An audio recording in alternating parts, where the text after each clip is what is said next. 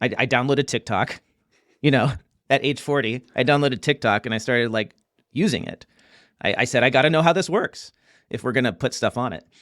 And of course, like everybody else, I quickly became addicted to it, right? That's what it does. Yes. And some people are particularly addicted to it. So like I said, I can't focus long-term in a 1 hour session. Well, 30-second videos are great for me, right? That's perfect. And I started getting these videos about ADHD into my feed. Influencers who have it talking about what it's like to have it and explaining this challenge. And I've always, sort of known about ADHD, sort of just in the zeitgeist, right? In the air. Yeah. You hear people talk about it. We joke about having it just the same way people joke about, oh, I'm OCD, which is almost like, you shouldn't really do that because there are real people with real OCD and there's real people with real HD or ADHD. And it's this attention deficit hyperactivity disorder. I think that's what it stands for. Anyway, I start getting these videos. And last week, before I go to AICPA Engage, I'm sitting with my parents at dinner. I grilled for them. We're having this wonderful dinner. We're having a great time chatting. And I'm telling them about these TikTok videos and how I'm like thinking to myself, do I have ADHD? And my mom says, oh, you do. You do have ADHD. I agree. And I say, how do you know that? You say you'd agree, David? Oh, 100%. We both have it. I look at my dad and I'm like, is she losing her mind? Like, I don't remember this. And he's like, oh yeah, no. Remember when you were 10 and we had you go to a child psychologist because you were struggling in school? And I said, yeah, I remember that. Dr. Peshkis. And he said, yeah, she diagnosed you with ADHD. Oh, so you have an official diagnosis. Okay. Yeah. Like by a medical professional. And I said, well, how am I just learning about this? I'm not angry or anything. My mind is opening up here. I told right? you, but because you have ADHD, you completely forgot and didn't pay attention when they told you. That was one possibility. And I asked them that. And they said, no, we decided not to tell you because we didn't want to hold you back.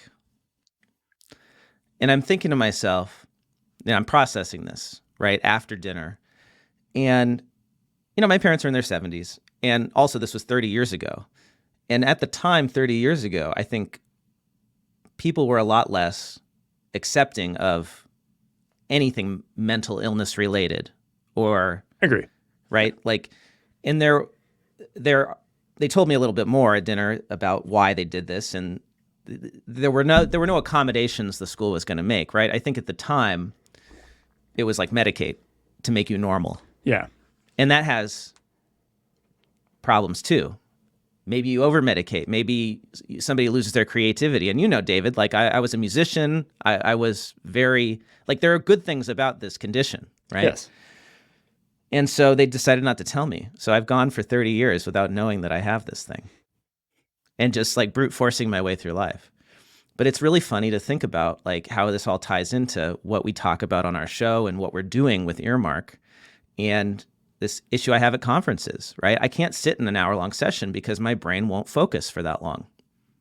You need 12-second videos. And I'm guilty of this too. I listen to like all podcasts at 2x speed, right? Because otherwise you go off on tangents in your mind.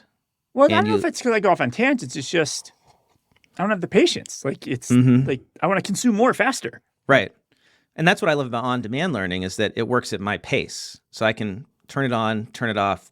If I have an idea, I can press pause and I go make a voice memo because I don't want to forget the idea. That's always a problem I have when I'm sitting in sessions is I have great ideas and then I can't do anything about it. And then I lose them and I feel like this constant pressure.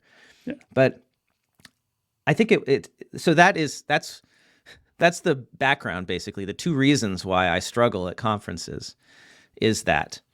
And I don't know, maybe I'll get some medication or maybe, just designing my life around it is the way to go, which is kind of what we've done, right? With our, coffee is definitely caffeine.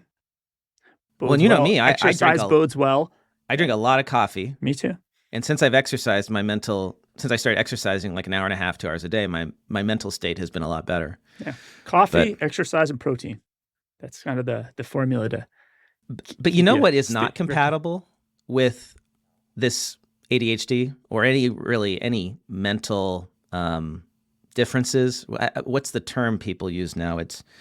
There's a specific term that I keep hearing for people who have like neurodivergence. That's what it is. Yeah. Yes. Right? Neurodivergence is this like it's now accepted that you think differently, that your brain operates differently than other people. And I'm thinking to myself, accounting firms are not very open to or set up for people who are neurodivergent like me. And maybe this is part of why I struggled in public accounting, because I cannot work for 8 hours a day, much less 10 or 12 hours a day filling out timesheets. It's simply incompatible with my brain. I cannot do it. I'm deeply unhappy doing it. Now, I know there are people who can do it, right? Who can focus like that and grind, as we say. They grind through it. And maybe that has something to do with their brain chemistry. Well, it's a different type of neurodivergence, right? Where they're a little bit more hyper-focused. They almost it's the opposite. Like the opposite, you know? Yeah. Yeah, and I don't have that. So maybe that's part of it. And so, you know, maybe one of the solutions to the accounting talent crisis is for firms to figure out how to work with people like me, where the timesheets don't work, where we can't grind, and we need to be working on more creative stuff. And accounting firms need that.